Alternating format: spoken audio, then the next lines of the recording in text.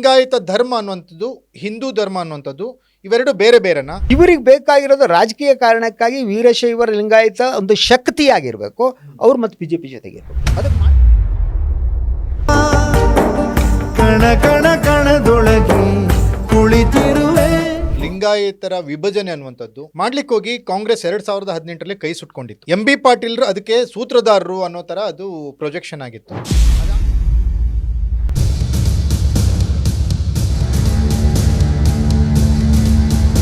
ಬಬಲೇಶ್ವರದಲ್ಲಿ ಬಸವಾದಿ ಶರಣರ ಸಮಾವೇಶ ಏನು ನಡೀತಲ್ಲ, ಅದರ ಹಿನ್ನೆಲೆ ಏನು?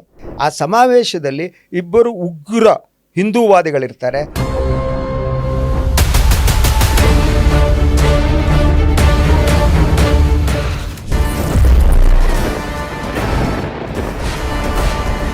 ಲೇಡೀಸ್ ಆ್ಯಂಡ್ ಜೆಂಟ್ಲ್ಮನ್, ಈಗ ಈ ಲಿಂಗಾಯತ ಪ್ರತ್ಯೇಕ ಧರ್ಮ ಅನ್ನುವಂಥದ್ದು, ಲಿಂಗಾಯತರ ವಿಭಜನೆ ಅನ್ನುವಂಥದ್ದು ಮಾಡ್ಲಿಕ್ಕೆ ಹೋಗಿ ಕಾಂಗ್ರೆಸ್ 2018ರಲ್ಲಿ ಕೈ ಸುಟ್ಕೊಂಡಿತ್ತು. ಎಂ ಬಿ ಪಾಟೀಲ್ರು ಅದಕ್ಕೆ ಸೂತ್ರಧಾರರು ಅನ್ನೋ ಥರ ಅದು ಪ್ರೊಜೆಕ್ಷನ್ ಆಗಿತ್ತು. ಅದಾದಮೇಲೆ ಏನಾಯಿತು ಅಂದರೆ ಎಂ ಬಿ ಪಾಟೀಲ್ರನ್ನ ಈ ಸರ್ಕಾರದಲ್ಲಿ ಮುಖ್ಯಮಂತ್ರಿಗಳು ಹತ್ತಿರಕ್ಕೆ ಬಿಟ್ಕೊಳ್ತಾ ಇಲ್ಲ ಅನ್ನೋಂಥ ಮಾತುಗಳು ಕೂಡ ಇವೆ. ಆದರೆ ಈ ಲಿಂಗಾಯತ ಹೋರಾಟ ಅನ್ನುವಂಥದ್ದು ಬೂದಿ ಮುಚ್ಚಿದ ಕೆಂಡ ಅನ್ನೋ ಥರದ ವಾತಾವರಣ ಈಗ ಬಿಜಾಪುರ ಜಿಲ್ಲೆಯಲ್ಲಿ, ಅದರಲ್ಲೂ ಬಬಲೇಶ್ವರದಲ್ಲಿ ಮೊನ್ನೆ ಒಂದು ಸಮಾವೇಶ ನಡೆಯುತ್ತೆ. ಆ ಸಮಾವೇಶದಲ್ಲಿ ಈ ಎಂ ಬಿ ಪಾಟೀಲ್ರ ನಿಲುವುಗಳೇನಿದ್ದಾವೆ, ಎಂ ಬಿ ಪಾಟೀಲ್ರ ಹೇಳಿಕೆಗಳೇನಿದೆ, ಹಾಗೆ ಎಂ ಬಿ ಪಾಟೀಲ್ರ ಒತ್ತಾಯಗಳೇನಿದೆ, ಇವೆಲ್ಲವಕ್ಕೂ ತಿರುಗೇಟನ್ನು ನೀಡಿದ್ದಾರೆ. ಹಾಗಾದರೆ ಆ ಬಬಲೇಶ್ವರದಲ್ಲಿ ಬಸವಾದಿ ಶರಣರ ಸಮಾವೇಶ ಏನು ನಡೀತಲ್ಲ, ಅದರ ಹಿನ್ನೆಲೆ ಏನು? ಅವರ ಅಜೆಂಡಾ ಏನು? ಅವರು ಎಂ ಬಿ ಪಾಟೀಲ್ರನ್ನ ಟಾರ್ಗೆಟ್ ಮಾಡ್ತಿರೋದು ಯಾಕೆ? ಈ ಮೂಲಕ ಲಿಂಗಾಯತ ಧರ್ಮ ಅನ್ನುವಂಥದ್ದು ಹಿಂದೂ ಧರ್ಮ ಅನ್ನುವಂಥದ್ದು ಇವೆರಡು ಬೇರೆ ಬೇರೆನಾ, ಅಥವಾ ಎರಡಕ್ಕೂ ಏನಾದರೂ ಸಾಮ್ಯತೆ ಏನಾದರೂ ಇದೆಯಾ? ಈ ಎಲ್ಲ ವಿಚಾರಗಳ ಬಗ್ಗೆ ಇವತ್ತು ನಮ್ಮ ಜೊತೆಗೆ ಚರ್ಚೆ ಮತ್ತು ವಿಶ್ಲೇಷಣೆಯನ್ನು ಮಾಡಲಿಕ್ಕೆ ಖ್ಯಾತ ಪತ್ರಕರ್ತರಾದಂಥ ಸನ್ಮಾನ್ಯ ಶ್ರೀ ಶಶಿಧರ್ ಭಟ್ ಅವರು ನಮ್ಮ ಜೊತೆಗಿದ್ದಾರೆ. ಬನ್ನಿ ಅವ್ರನ್ನ ಕಾರ್ಯಕ್ರಮಕ್ಕೆ ಸ್ವಾಗತಿಸೋಣ. ಸರ್ ನಮಸ್ತೆ. ನಮಸ್ತೆ ಸರ್. ನಮಸ್ತೆ ಸರ್. ಎಸ್ ಸರ್, ಈಗ ಒಂದು ಕಡೆ ಇವ್ರು ಕೈ ಸುಟ್ಕೊಂಡ್ಬಿಟ್ರಿ. ಈಗ 2018ರಲ್ಲಿ ಯಾವ ಕಾರಣಕ್ಕೆ ಸೋತ್ರೋ ಗೊತ್ತಿಲ್ಲ, ಆದರೆ ಬಂದಿದ್ದೇನಪ್ಪ ಅಂದರೆ ಇವರು ಲಿಂಗಾಯತ ಧರ್ಮಕ್ಕೆ ಕೈ ಹಾಕೋಕೆ ಹೋಗಿ ಸಿದ್ದರಾಮಣ್ಣ ಸೋತ್ರು ಅನ್ನೋ ಥರದ ಮಾತು. ಎಂ ಬಿ ಪಾಟೀಲ್ರು ತುಂಬ ಅದನ್ನ ಅವರ ಒಂದು ರೀತಿ ಒತ್ತಾಸೆ ಆಗಿತ್ತು. ಇಷ್ಟೆಲ್ಲ ಹಿನ್ನಡೆ ಆದರೂ ಕೂಡ ಅವರ ಒತ್ತಾಸೆ ಅದು ಕಡಿಮೆ ಆದಂಗೆ ಕಾಣ್ತಾ ಇಲ್ಲ. ಏನಿರ್ಬೋದು ಸರ್ ಇದು ಹಿನ್ನೆಲೆ ಏನಿರ್ಬೋದು ಸರ್? ಒಂದು ಬಸವಣ್ಣ, ಆತ ಮಹಾನ್ ಕ್ರಾಂತಿಕಾರಿ. ಹೌದು. ನಾನು ಆ ಧರ್ಮದಲ್ಲಿ ಹುಟ್ಟದಿದ್ದರೂ ನಾನು ಬಸವ ಅನುಯಾಯಿ ಅಂತ ಹೇಳ್ಕೊಳಕ್ಕೆ ನನಗೆ ಹೆಮ್ಮೆ ಇದೆ. ಹೌದು, ನಾನು ಬಸವ ಅನುಯಾಯಿ. ಹೌದು. ಬುದ್ಧ, ಬಸವ, ಅಂಬೇಡ್ಕರ್ ತತ್ವದಲ್ಲಿ ನಂಬಿಕೆ ಇಟ್ಟವು ನಾನು. ಅವ್ರು 3 ಜನ ಮಹಾನ್ ವ್ಯಕ್ತಿಗಳು ಹುಟ್ಟಲಿಲ್ಲ ಅಂದಿದ್ರು. ಇವತ್ತು ನೀವು ಕೂತ್ಕೊಂಡು ಹಿಂಗೆಲ್ಲ ಮಾಡ್ತಿದ್ವೋ, ಮಾತಾಡ್ತಿದ್ವೋ, ಅಥವಾ ಸ್ಪಷ್ಟವಾಗಿ ನಮ್ಮ ಅಭಿಪ್ರಾಯಗಳನ್ನು ಹೇಳಲಿಕ್ಕೆ ಆಗ್ತಿತ್ತೋ ಗೊತ್ತಿಲ್ಲ. ಸೊ ಒಂದು ಇಲ್ಲಿರುವ ಸಮಸ್ಯೆ ಏನು ಅಂದರೆ, ಒಂದು ಕಡೆ ಪಂಚಪೀಠಗಳಿವೆ, ಇನ್ನೊಂದು ಕಡೆ ವಿರಕ್ತ ಮಠಗಳಿವೆ. ವೀರಶೈವರು ಮತ್ತು ಲಿಂಗಾಯತರು ಬೇರೆನಾ ಅಲ್ವಾ ಅನ್ನುವ ಚರ್ಚೆ ಏನಿದೆ ಅದು ಯಾವ ಕಾಲದಿಂದಲೂ ಪ್ರಾರಂಭ ಆಗಿದೆ. ಮೊದಲನೇದಾಗಿ ಈ ವೀರಶೈವರು ಅನ್ನೋರು ಏನಿದ್ದಾರೆ ಅವರು ಶೈವಿಸಮ್ನ ಒಂದು ಭಾಗ. ಬಸವಣ್ಣನ ಬರುವುದಕ್ಕಿಂತ ಮೊದಲು ವೀರಶೈವ ಧರ್ಮ ಇತ್ತು. ರೇಣುಕಾಚಾರ್ಯ ಅಂತ ಪಂಚಪೀಠ, ರೇಣುಕಾಚಾರ್ಯ ಜನ ತಪ್ಪು ತಿಳ್ಕೊಬಿಡ್ತಾರೆ. ಹೊನ್ನಾಳಿ ಅವ್ರ ಹೆಸರು ಇಟ್ಕೊಂಡ ಅವರ ಈ ಪಂಚಪೀಠಗಳೇನಿವೆ ಇವರ ಎಲ್ಲ ಅನುಕರಣೆ ಕೂಡ ಬ್ರಾಹ್ಮಣ ರೀತಿಯೇ ಇದೆ. ಈ ಪಂಚಪೀಠದ ಸ್ವಾಮೀಜಿಗಳು ಹೋಗ್ಬೇಕಾದ್ರೆ ಅಡ್ಡಪಲ್ಲಕ್ಕಿ ಉತ್ಸವದಲ್ಲಿ ಕೂತ್ಕೋತಾರೆ, ಅವ್ರದ್ದೇ ಆದ ಧ್ವಜ ಹಿಡ್ಕೋತಾರೆ, ಹೋಮ ಹವನಗಳಲ್ಲಿ ನಂಬಿಕೆ ಇದೆ. ಆದರೆ ಬಸವಣ್ಣ ವೀರಶೈವ ಧರ್ಮ ಏನಿದೆ ಅದಕ್ಕಿಂತ ವಿಭಿನ್ನ ಆದವನು. Shaivism I agree, ಶಿವನನ್ನ ನಂಬುವವನು. ಆದರೆ ಶಿವನನ್ನ ದೇವಸ್ಥಾನದಿಂದ ಕೈಗೆ ತಂದವನು ಬಸವಣ್ಣ. ಅಂದರೆ ಇಷ್ಟಲಿಂಗದ ಪರಿಕಲ್ಪನೆ ಅತ್ಯದ್ಭುತವಾದ. ಮತ್ತೆ ಆತ ಎಲ್ಲ ಮೂಢನಂಬಿಕೆಯನ್ನ ತಿರಸ್ಕರಿಸಿದವ. ಮೂಢನಂಬಿಕೆಗಳನ್ನ ತಿರಸ್ತಾ ವೇದವನ್ನ, ಉಪನಿಷತ್ತುಗಳನ್ನ ಬಿಸಾಕಿ ಹೊರಗಡೆ ಅಂತ ಹೇಳಿದವರು ಬಸವಣ್ಣ. ಸೊ ಅವನ ಅನುಭವ ಮಂಟಪ ಎಂತಹ ಅದ್ಭುತವಾದದ್ದಾಗಿತ್ತು ಅಂದ್ರೆ ಅಲ್ಲಿ ಅಲ್ಲಮ ಪ್ರಭುವನ್ನ ಪೀಠಾಧಿಪತಿ ಮಾಡಿಕೊಡ್ತಾರೆ. ಎಲ್ಲ ಧರ್ಮದವರು, ಎಲ್ಲ ಜಾತಿಯವರು ಬರ್ತಾರೆ. ಅದು ದಲಿತರು ಮತ್ತು ಬ್ರಾಹ್ಮಣರ ಮದುವೆ ಅದಾಗಿದ್ದು ಗೊತ್ತಿದೆ. ಬಿಜ್ಜಳ ಸಹಾಯಕರಾಗ್ತಾರೆ. ಆದ್ದರಿಂದ ವೀರಶೈವ ಧರ್ಮ ಮತ್ತು ಇದೇನಿದೆ ಲಿಂಗಾಯತ ಧರ್ಮ ಇದು ಪ್ರತ್ಯೇಕ ಅನ್ನುವ ವಾದ ಇದೆ. ಆದರೆ ಈ ವಾದ ಈಗ ಹೇಗೆ ಹೋಗಿದೆ ಅಂತಂದ್ರೆ ಹ್ಮ್ ಬಸವಣ್ಣನನ್ನ ಹ್ಮ್ ವೈದಿಕನನ್ನಾಗಿ ಮಾಡುವ ಯತ್ನ ಪ್ರಾರಂಭ ಆಗಿದೆ ರಾಜಕೀಯ ಕಾರಣಕ್ಕಾಗಿ. ಹ್ಮ್ ಅಂದ್ರೆ ಸರ್, ಈಗ ರಾಜಕೀಯವಾಗಿ ಯಾರು ಅಸ್ತಿತ್ವಕ್ಕಾಗಿ ಹುಡುಕಾಟ ಮಾಡ್ತಿದ್ದಾರೆ, ಯಾರು ಮೂಲೆ ಗುಂಪು ಆಗ್ತಾ ಇದ್ದಾರೆ, ಅಂಥವ್ರಿಗೆ ಏನೋ ಒಂದು ವಿಷಯ ಬೇಕಾಗುತ್ತೆ. ಅವರು ಈ ರೀತಿ ಧರ್ಮದ ವಿಚಾರವನ್ನು, ಜಾತಿಯ ವಿಚಾರವನ್ನು ಇಟ್ಕೊಂಡು, ಯಾರು ನಮ್ಮ ಕ್ರಾಂತಿಕಾರಿ ಬಸವಣ್ಣನವರ ಹೆಸರನ್ನು ಇಟ್ಕೊಂಡು ಈ ಥರ ಮಾಡೋದಿದೆಯಲ್ಲ ಸರ್, ಇದು ಯಾರಿಗೆ ಮಾಡಿರೋ ಅವಮಾನ ಅಂತ ಅನಿಸುತ್ತೆ ನಿಮಗೆ?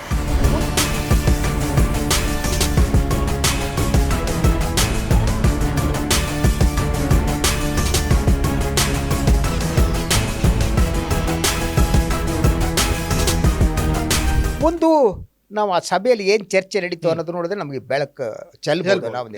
ಆದರೆ ಅನ್ನಿಸುವುದೇನು ಗೊತ್ತಾ, ಒಂದು ಇಷ್ಟಲಿಂಗವನ್ನ ಕೊಟ್ಟಂತ ಬಸವಣ್ಣ, ಕಟ್ಟಿದ ಬಸವಣ್ಣ ಇದಲ್ಲ, ಅದನ್ನ ನೀವು ಶಿವದಾರ ಅನ್ನೋದಾದ್ರೆ ಶಿವದಾರವನ್ನ ತೆಗೆದು ಮತ್ತೆ ಜನಿವಾರ ಹಾಕುವ ಪ್ರಕ್ರಿಯೆ ಪ್ರಾರಂಭ ಆದ ಕಾಣ್ತಾ ಇದು ರಾಜಕೀಯ ಕಾರಣಕ್ಕಾಗಿ. ಸೊ ಅಲ್ಲಿ ಮಾತನಾಡಿದಂತಹ ಸ್ವಾಮೀಜಿ ಒಬ್ಬರು ಅವರು ಹೇಳ್ತಾರೆ, ಸೊ ಬಸವಣ್ಣ ಏನಿದ್ದಾನೆ ಅವನು ವೇದ ಉಪನಿಷತ್ತುಗಳನ್ನು, ನಮ್ಮ ಪುನರ್ಜನ್ಮವನ್ನು ಒಪ್ಕೊಂಡಿದ್ದ, ಅದೇ ಅವನು ಹೇಳಿದ್ದ, ಅವನು ವೇದವನ್ನು ಇದು ಮಾಡ್ತಾ ಇದ್ದ, ರಿಪ್ರೆಸೆಂಟ್ ಮಾಡ್ತಿದ್ದ. ಈ ರೀತಿ ಬಸವಣ್ಣನನ್ನು ಬ್ರಾಹ್ಮಣೀಕರಣಗೊಳಿಸುವಂಥ ಒಂದು ಯತ್ನ ಈ ಒಂದು ಇದರಲ್ಲಿ ಬಸವಾದಿ ಶರಣರ ಹಿಂದೂ ಸಮಾವೇಶ ಅಂತ. ಓಕೆ, ಹಾಗೆ ನೋಡಿದರೆ ಬಸವಾದಿ ಶರಣರಿದ್ದಾರಲ್ಲ, ಅವರು ಹತ್ಯೆ ಆದುದು ವೈದಿಕರಿಂದ. ಏನು ಬಿಜ್ಜಳ ಅಲ್ಲೇನು ಕ್ರಾಂತಿ ಆಗುತ್ತೆ, ಆ ಸಂದರ್ಭದಲ್ಲಿ ಲಕ್ಷಾಂತರ ಶರಣರು ಅಲ್ಲಿಂದ ಬಿಟ್ಟು ಹೊರಡ್ತಾರೆ. ಆಗ ಅಲ್ಲಿಯ ವೈದಿಕರು ಹತ್ಯೆ ಮಾಡ್ತಾರೆ, ಶರಣರ ಹತ್ಯೆ ಮಾಡ್ತಾರೆ. ಅದು ಎಷ್ಟೋ ವಚನಗಳನ್ನ ತಗೊಂಡು ಹೋಗ್ಬಿಟ್ಟು ಬೆಂಕಿ ಹಾಕ್ತಾರೆ. ಇದು ಇತಿಹಾಸ. ಅಂದ್ರೆ ಬಸವಣ್ಣನವರಿಗೆ ವಿರೋಧ ಆಗಿದ್ದವರೇ ವೈದಿಕ ಪರಂಪರೆಯವರು. ಮಂಚಣ್ಣನ ಯಾರೋ ಇರ್ತಾರೆ ಅಲ್ಲಿ ಬಿಜ್ಜಳ್ನ ಇದರಲ್ಲಿ, ಅಲ್ಲಿರುವಂತ ವೈದಿಕರೇನೆ ಬಸವಣ್ಣನ ಜೊತೆ ಇದ್ದ ಶರಣರ ಹತ್ಯೆ ಮಾಡಿದ್ದು. ಈಗ ಅದೇ ವೈದಿಕ ಬಸವಣ್ಣ ಅನ್ನುವ ಈ ಯತ್ನವನ್ನ ಈ ಹಿಂದೂ ಸಮಾವೇಶ ಯಾಕೆ ಮಾಡುತ್ತೆ? ಇದಕ್ಕೊಂದು ಪಿತೂರಿ ಇದೆ. ಅದಕ್ಕೆ ಇನ್ನೊಬ್ರು ಸ್ವಾಮಿ, ಮಾಧ್ವ ಸ್ವಾಮಿಗಳು, ಉಡುಪಿಯವರು, ಅವರು ಒಂದು ಮಾತನ್ನ ಹೇಳಿದ್ರು. ಎಂಥ ಮಾತು ಅದು, ಕೆಲವು ತಿಂಗಳುಗಳ ಹಿಂದೆ ಇರ್ಬೋದು. ಅದೇನು ಅಂದ್ರೆ ಬಸವಣ್ಣ ಹೊಸದೇನು ಮಾಡಿಲ್ಲ ಕಣ್ರಿ, ವೇದ ಉಪನಿಷತ್ತಲ್ಲಿ ಕನ್ನಡದಲ್ಲಿ ಬರೆದಿದ್ದಾನಷ್ಟೇ. ಈ ಲಿಂಗಾಯತರು ಸುಮ್ಮನೆ ಕೂತರು, ಇನ್ಯಾರಾದ್ರೂ ಉಗಿತಿದ್ರು. ಇದೇ ಈ ಸ್ವಾಮಿ ಮಾತಾಡ್ತಾನಲ್ಲ ಈಗ ಸರ್, ಬಸವಣ್ಣ ಸರ್, ಉಳ್ಳವರು ಶಿವಾಲಯ ಮಾಡುವರಯ್ಯ, ನಾನೇನು ಮಾಡಲಿ ಬಡವನಯ್ಯ, ಎನ್ನ ಕಾಲೇ ಕಂಬ, ದೇಹವೇ ದೇಗುಲ, ಶಿರವೇ ಹೊನ್ನ ಕಳಶವಯ್ಯ. ಅವ್ರು ಎಲ್ಲಿ ವೇದಗಳನ್ನ ಬಿಸಾಕ್ರಿ ಅಂತ ಹೇಳಿದ್ರು. ಈಗ ಈ ಸ್ವಾಮೀಜಿ ಏನಿದ್ದಾರೆ, ಅವರ ಎಂತೋ ಕಾಡಸಿದ್ದೇಶ್ವರ ಸ್ವಾಮೀಜಿ, ಕನೇರಿ ಸ್ವಾಮಿ ಅಂತ, ಅವ್ರ ಬಗ್ಗೆ ನಾನು ಮಾತಾಡಲ್ಲ. ಕೋರ್ಟಿಗೆ ಹೋಗಿದ್ದೆ, ಕೋರ್ಟೇ ಅವರಿಗೆ ಧಾರವಾಡದ ಹೈಕೋರ್ಟ್ ಏನು ಹೇಳಿದೆ ಅಂತ ಅವ್ರು ನೋಡಬಹುದು. ಮತ್ತು ಅವ್ರ ಬಾಯಿ ಬಿಟ್ರೆ ಒಬ್ಬ ಸ್ವಾಮೀಜಿಗೆ ಯೋಗ್ಯವಾದ ಶಬ್ದಗಳು ಅವ್ರ ಬಾಯಿಲೇ ಬರಲ್ಲ. ಅವರನ್ನ ತಂದುಬಿಟ್ಟು ಕಾಡಸಿದ್ದೇಶ್ವರ ಸ್ವಾಮಿಗಳು ಅವರನ್ನ ತಂದುಬಿಟ್ಟು ಬಬಲೇಶ್ವರದಲ್ಲಿ ಸಮಾವೇಶ ಮಾಡ್ತಾರೆ. ಆ ಸಮಾವೇಶದಲ್ಲಿ ಇಬ್ಬರು ಉಗ್ರ ಹಿಂದೂವಾದಿಗಳಿರ್ತಾರೆ. ಒಬ್ಬರು ಈಶ್ವರಪ್ಪನವರು, ಇನ್ನೊಬ್ಬರು ಯತ್ನಾಳವರು. ಈ ಪರಸ್ಪರ ಹೊಗಳಿಕೆ ಪ್ರಾರಂಭ ಆಗುತ್ತೆ. ಇವರು ಕಾಡಸಿದ್ದೇಶ್ವರ ಸ್ವಾಮಿಗಳು ಏನಿದೆ ಅವ್ರನ್ನ ಇವ್ರು ಹೊಗಳ್ತಾರೆ, ಇವ್ರನ್ನ ಅವ್ರು ಹೊಗಳ್ತಾರೆ. ಆ ಹೊಗಳೋದು ಮಾತ್ರ ಅಲ್ಲ, ಅವ್ರು ಆಡಿರುವ ಕೆಲವು ಮಾತುಗಳನ್ನು ನೋಡಿ. ಸೊ ಒಂದು ವೈದಿಕ ಪರಂಪರೆಯ ಭಾಗ ಮತ್ತು ಹಿಂದೂ ಧರ್ಮವಾದ ಪುನರುತ್ಥಾನ ಮಾಡಿದಂತನೂ ಅನ್ನಲ್ಲ. ಅವರು ಹಿಂದೂ ಧರ್ಮದ ಭಾಗ, ಅವರು ವೈದಿಕ ಪರಂಪರೆಯ ಭಾಗ ಅಂತಾರೆ. ಅಂದರೆ ಅಲ್ಲಿರುವ ರಾಜಕಾರಣಿಗಳಿಗೆ ಸೂಟ್ ಆಗೋ ಹಾಗೆ ಇನ್ನವ್ರಿಗೆ ಅಟ್ಯಾಕ್ ಮಾಡೋದು ಯಾರನ್ನ?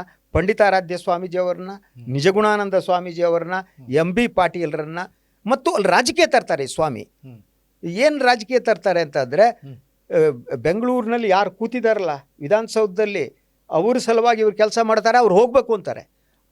ಅಂದರೆ ಈ ಸ್ವಾಮೀಜಿ ಹೋಗ್ಬಿಟ್ಟು ಸಿದ್ದರಾಮಯ್ಯ ಸರ್ಕಾರ ಹೋಗಬೇಕು ಅಂತ ಹೇಳ್ತಾರೆ ಓಪನ್ ಆಗಿ. ಅದಕ್ಕಲ್ಲಿ ಕೂತಂಥವರು ಯತ್ನಾಳ್ ಮತ್ತು ಈಶ್ವರಪ್ಪ ಸಂತೋಷ ಪಡ್ತಾರೆ. ಇಡೀ ಭಾಷಣ ಮಾಡುವ ಸಂದರ್ಭದಲ್ಲಿ ಸರ್, ಈಗ ಒಂದು RSS ಅಜೆಂಡಾ ಅಂತ, ಮತ್ತೊಂದು ಬಸವ ಧರ್ಮ ಅಂತ, ಆಯ್ತಾ ಸರ್, ಮತ್ತೊಂದು ವೀರಶೈವ ಲಿಂಗಾಯತ ಧರ್ಮ, ಆಯ್ತಾ ಸರ್. ಈ ಮೂರು ಸಾಮ್ಯತೆಗಳು ಒಂದ್ ಕಡೆ. ಅದಾದ್ಮೇಲೆ ಈ BJP ನಾಯಕರನ್ನು ಕೂಡಿಸ್ಕೊಂಡು ಸ್ವಾಮೀಜಿಗಳು ಮೀಟಿಂಗ್ ಮಾಡೋ ಅವಶ್ಯಕತೆ ಏನಿತ್ತು? ಧರ್ಮದ ಬಗ್ಗೆ ಮಾತಾಡೋ ಅವಶ್ಯಕತೆ ಅದು ಏನು ಇದು? ಈ ಹೆಸರೇನೆ ಬಸವಾದಿ ಶರಣರ ಹಿಂದೂ ಸಮಾವೇಶ. ಬಸವಾದಿ ಶರಣರು ಹಿಂದೂ ಅಲ್ಲ, ದೇ ಆರ್ ನಾಟ್. ಅದು ಹೈಜಾಕ್ ಮಾಡ್ತಿದ್ದಾರೆ ನೀವು. ಅದನ್ನ ಅವರನ್ನ ಮತ್ತೆ ಹಿಂದೂ ಸಮಾಜದೊಳಗೆ ಸೇರಿಸೋ ಮೂಲಕ ತಮ್ಮ ರಾಜಕೀಯ ಬೇಳೆಯನ್ನ ಬೇಯಿಸ್ಕೊಳ್ಳೋದು. ಅದ್ರ ಜೊತೆಗೆ ಆ ಸ್ವಾಮೀಜಿ ಇನ್ನೊಂದು ಮಾತು ಹೇಳ್ತಾರೆ, ಅದು ಇನ್ನೂ ಹಾರಿಬಲ್ ಆದ್ದು. ಇಸಿ ಕ್ರಿಶ್ಚಿಯನ್ರು ಮತ್ತು ಮುಸ್ಲಿಮರ ಮೇಲೆ ದಾಳಿ ಮಾಡ್ತಾರೆ. ಓಪನ್ ಆಗಿ ಒಬ್ಬ ಸ್ವಾಮಿ ಆದವರು ಅವರು ವಾಗ್ದಾಳಿ ಮಾಡ್ತಾರೆ. ಸೊ ಅಂದರೆ ಇಸಿ ಸಮಾಜವನ್ನು ಒಡೆಯುವ ಕೆಲಸವನ್ನು ಅವರು ಓಪನ್ ವೇದಿಕೆಯಲ್ಲಿ ಅಲ್ಲ ಮಾಡಲ್ಲ ಸರ್. ಬಸವಾದಿ ಶರಣರ ಏನಿದೆಯಲ್ಲ ಇವರು ಯಾವತ್ತೂ ಕೂಡ ಈ ಸರ್ವಧರ್ಮ ಸಮನ್ವಯತೆ ಅಂತ ಕೆಲಸ ಮಾಡಿರೋ ಬಸವಣ್ಣನವ್ರ ಹೆಸರು ಇಟ್ಕೊಂಡು ಆ ವೇದಿಕೆಯಲ್ಲಿ ಈ ತರ ಮಾತಾಡ್ತಾರೆ ಅಂದ್ರೆ ಆ ಜನ ಅದಕ್ಕೆ ಯಾವ ರೀತಿ ರಿಯಾಕ್ಟ್ ಮಾಡಬೇಕು, ರೆಸ್ಪಾನ್ಸ್ ಮಾಡ್ಬೇಕು, ಜನ ಯಾವ ರೀತಿ ತಗೋತಾರೆ ಇವ್ರಿಗೆ? ಏನೋ ಇವ್ರು ಹುಚ್ಚು ಸ್ವಾಮಿಗಳು ಇವರು ಅಂತ ಅನ್ಕೊಂಡು ಸುಮ್ಮನಾಗಲ್ವಾ ಸರ್ ಇವರು? ನಗೆಪಾಟ್ಲಿಗಿಡಾಗಲ್ವಾ ಇವರು? ಅಲ್ಲಿ ತಪ್ಪಾಳೆ ಬೀಳ್ತಾ ಇತ್ತು. ಅಲ್ಲಿ ಅವರದ್ದೇ ಆದ ಜನ ತಪ್ಪಾಳೆ ಹೊಡೆಯುವುದಿಲ್ಲ. ಯಾಕಂದ್ರೆ ಜನ ಈ ರೀತಿ ಎಮೋಷನಲ್ ಆಗಿ ಮಾತನಾಡೋದನ್ನ ಇಷ್ಟಪಡ್ತಾರೆ.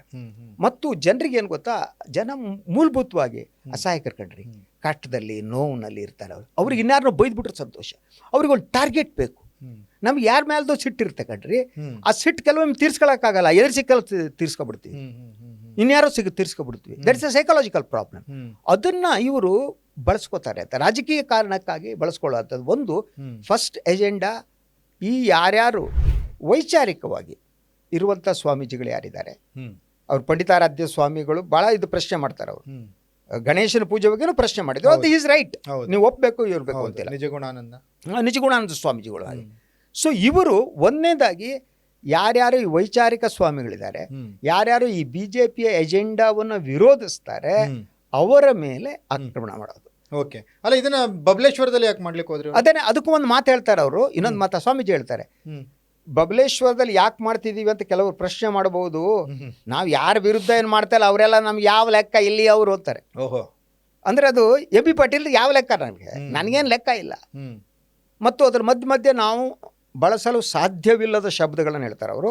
ನಾನಂತ ಹಾಗಾದ್ರೆ ಸರ್, ಈಗ ಈ ಬಸವಣ್ಣನ ಹೆಸರನ್ನ ಇಟ್ಕೊಂಡು ಇವರು ಅಲ್ಲಿ ಒಂದು ವೇದಿಕೆ ಮೇಲೆ ಈ ತರ ಮಾತಾಡೋದಂದ್ರೆ ಅವರ ಅಜೆಂಡಾ ಏನಿರ್ಬೋದು?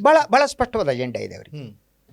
ಒಂದು, ಲಿಂಗಾಯತ ಪ್ರತ್ಯೇಕ ಧರ್ಮ ಅಂತ ಹೇಳಿದರೆ ಅದು ಜನರ ಮನಸ್ಸಿನಲ್ಲಿ ಉಳಿದ್ರೆ ಆವಾಗ ಲಿಂಗಾಯತರು ಡಿವೈಡ್ ಆಗ್ತಾರೆ ಮತ್ತು ರಾಜಕೀಯ ಶಕ್ತಿ ಕಡಿಮೆ ಆಗ್ತಾ ಹೋಗುತ್ತೆ ಅವರದ್ದು.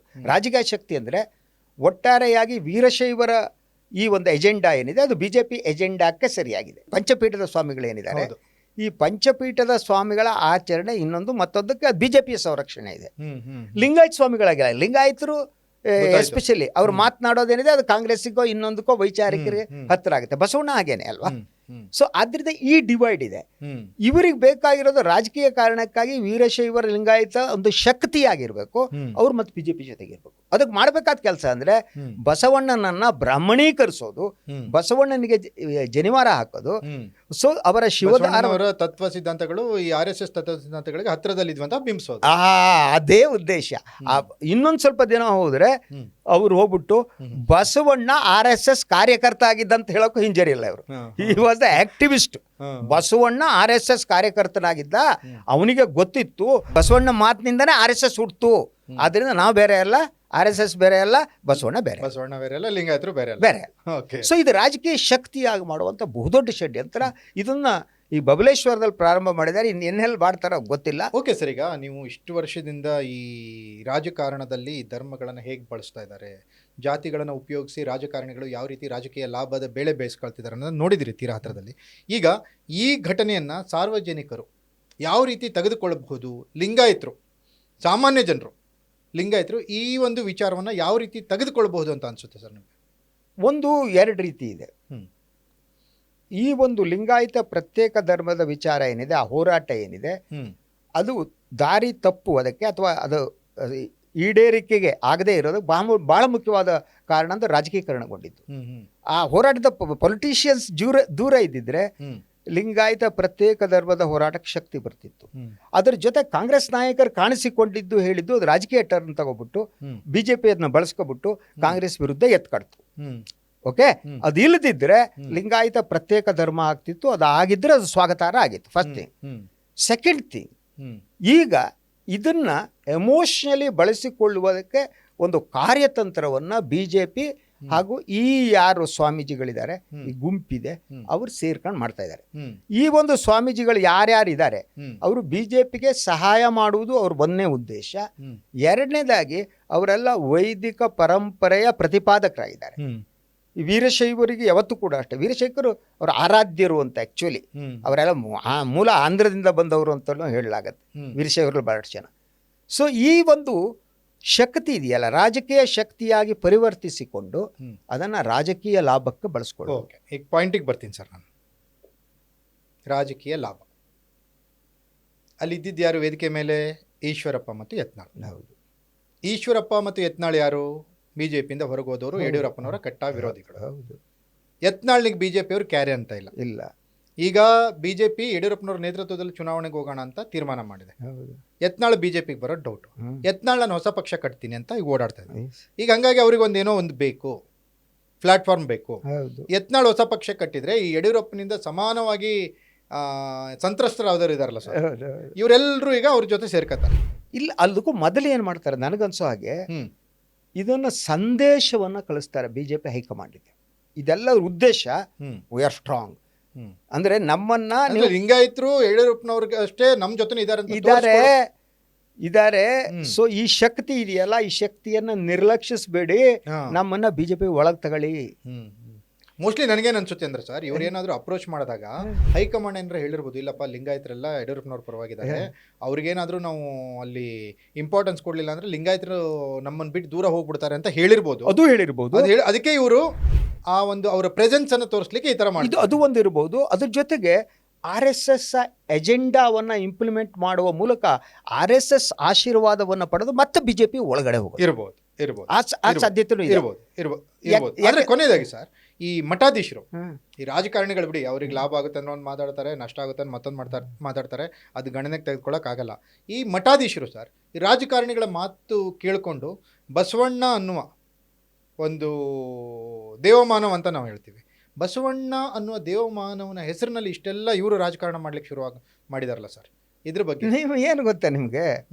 ನೋಡಿ, ಇಡೀ ಈ ರಾಜಕಾರಣ ಹ್ಯಾಂಗೆ ಕೆಲಸ ಮಾಡುತ್ತೆ ಅಂತಂದರೆ, ಅಂಬೇಡ್ಕರ್ನ ಹೇಗೆ ತಮ್ಮವನನ್ನಾಗಿ ಮಾಡ್ಕೊಳ್ಳೋದಕ್ಕೆ ಬಿಜೆಪಿ ಟ್ರೈ ಮಾಡ್ತು ಅನ್ನೋದು ನೋಡಿ.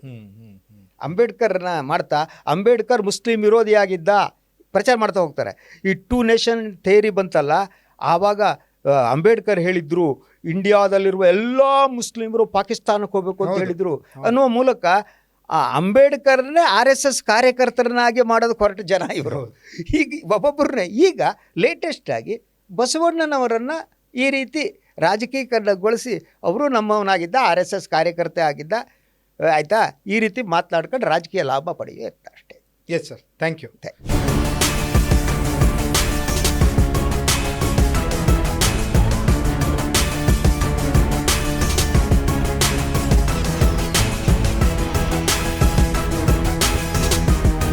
ನೋಡಿದ್ರಲ್ಲ ವೀಕ್ಷಕರೇ, ಇದಿಷ್ಟು ಖ್ಯಾತ ಪತ್ರಕರ್ತರಾದಂಥ ಸನ್ಮಾನ್ಯ ಶ್ರೀ ಶಶಿಧರ್ ಭಟ್ ಅವರ ವಿಶ್ಲೇಷಣೆ.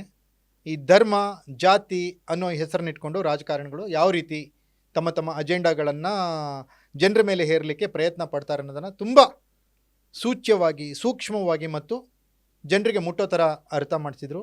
Thank you sir, thank you once again. ಇದಾಗಿತ್ತು ಶಶಿಧರ್ ಭಟ್ ಅವರ ಜೊತೆಗಿನ ವಿಶೇಷ ಪಾಡ್ಕಾಸ್ಟ್. ನೆಲ ಜಲ ಭಾಷೆಗಾಗಿ ನೋಡ್ತಾ ಇರಿ ಫೋಕಸ್ ಟಿವಿ.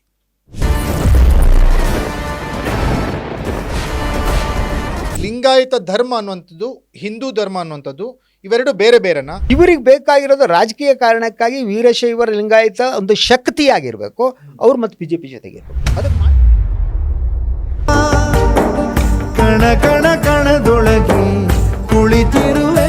ಲಿಂಗಾಯತರ ವಿಭಜನೆ ಅನ್ನುವಂಥದ್ದು ಮಾಡ್ಲಿಕ್ಕೆ ಹೋಗಿ ಕಾಂಗ್ರೆಸ್ 2018ರಲ್ಲಿ ಕೈ ಸುಟ್ಕೊಂಡಿತ್ತು. MB ಪಾಟೀಲ್ರು ಅದಕ್ಕೆ ಸೂತ್ರಧಾರರು ಅನ್ನೋ ಥರ ಅದು ಪ್ರೊಜೆಕ್ಷನ್ ಆಗಿತ್ತು.